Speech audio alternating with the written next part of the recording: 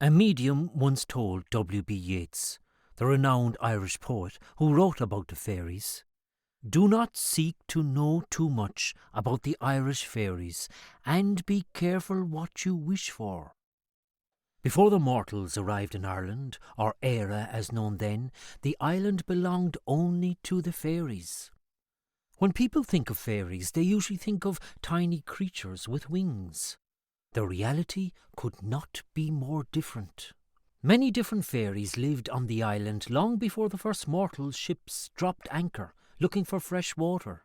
They couldn't believe how lush green the small paradise island was with its deep forests. But they soon discovered the weather could change very quickly, becoming bitterly cold and wet. Within days, the mortals would always move on because of the constant heavy rain.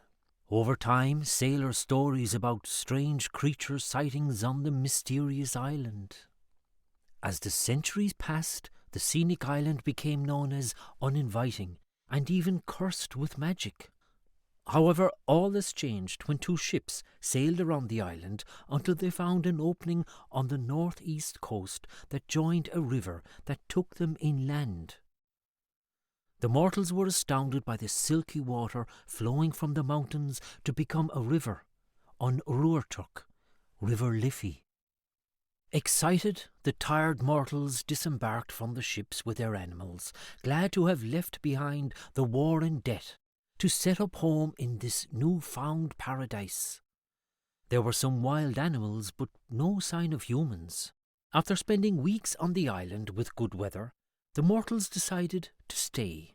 They built a massive fire to celebrate finding the island through pagan worship of the trees, lakes, stones, and animals. The autumn months passed, and winter arrived. The weather conditions became harsher, and the mortals feared running out of food. Since their arrival, the fairies had been watching the mortals from a distance with great curiosity. The fairies could see they were suffering until one night a tremendous storm hit the island, and the ships were wrecked so badly they sunk. This led to starvation, and the fairies decided to show themselves, knowing their lives would change, but they did not comprehend how great a change it would be. The mortals were genuinely shocked by the fairies' sudden appearance, not knowing if they were friends or foe. Over time, the fairies taught the mortals Gaelic to communicate with them. As the years passed, the mortals' families grew, and their attitudes towards the fairies changed. They became envious. The fairies could read and write and had exceptional knowledge. The mortals became less tolerant of the fairies' unconventional ways, having forgotten their kindness and compassion, and constantly poked fun at the fairies. There was only one solution for the fairies: to relocate to a remote part of the island to escape the ignorant mortals. Unfortunately, cruel mortals tried to hunt down the fairies and capture them, believing they could become good luck charms. The fairies resorted to using more magic to protect themselves. When the mortals discovered the fairies were using magic, they tried even harder to kill them, believing they had become evil with their sorcery, and looked to burn them alive in their open fires. When Christianity came to Ireland, Saint Michael became the patron saint of all the fairies. He felt a great sadness for the awful treatment of the fairies by the mortals, and put a stop to punishing the fairies, and announced, "Leave them alone, and let them live their lives safely." So gradually, less and less was heard of the fairies.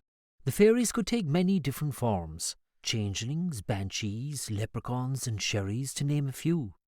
Like the mortals, there are good and bad fairies. Most just enjoy causing mischief to scare the mortals when they enter their world. The mortals would be terrified and leave quickly, vowing never to return. Mortals didn't appreciate that the fairies could move faster than the human eye, making them practically invisible. Have you ever seen something flash before your eyes, but then dismissed it as a figment of your imagination? There could have been a fairy in your midst. But, of course, you can only see them if you believe in them. Only the brave or stupid would dare venture into the fairies' unknown domain.